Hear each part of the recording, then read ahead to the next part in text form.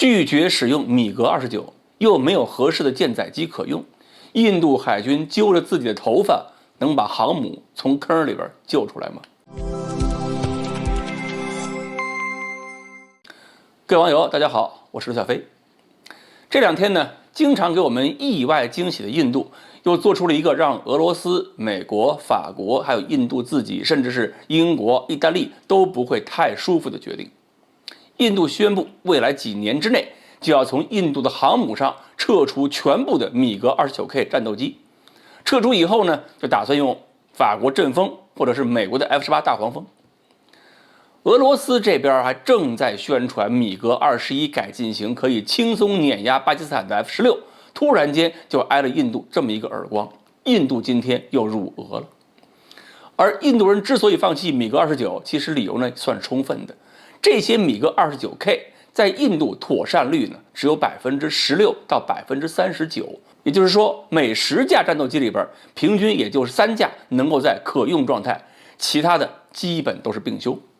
而且不仅仅在印度海军这样，在俄罗斯那边也差不多。2016年叙利亚战争激烈的时候，俄罗斯海军库兹涅佐夫海军上校号航母就部署到地中海了。航母上的米格29K还有米格29K 乌波这几架飞机啊，只有4架能飞。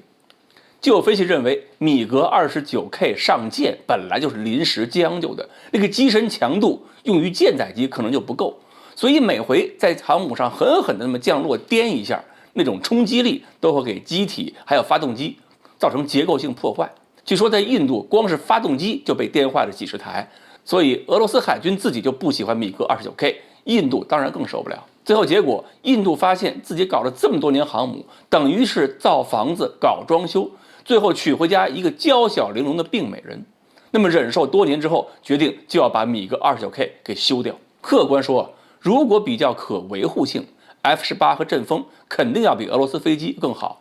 至于说雷达、航电就更不用说了。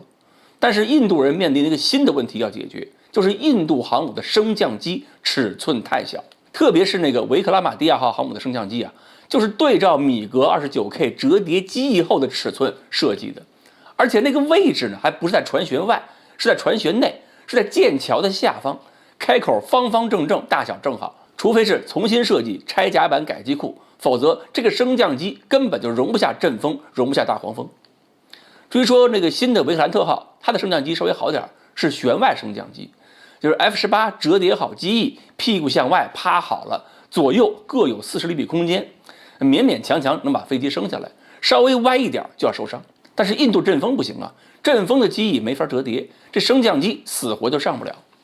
所以呢，法国达索公司给印度出了一个招，说让印度人每次上下甲板之前，先把阵风的机翼拆掉，等一起运到甲板上之后，再跟机身进行组装。不过按照印度人的手艺，这么每次进出机库上甲板都要拆一回装一回，不知道会不会导致甲板上的飞机零件越来越多。反正呢，大概意思就是走了一个病美人，换了一个新美人，然后发现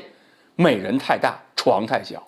要是不折腾一下法国、美国来的这2位美人，那就得拆床。不过印度还有条光辉大道可以走，就是等等他们自己的 TEDBF， 就是在经过深思熟虑才研制出来的 LCA 光辉战斗机基础上，修改翼型、修改机身、修改雷达、修改航电、修改一切，搞出来的海军4.5代战斗机。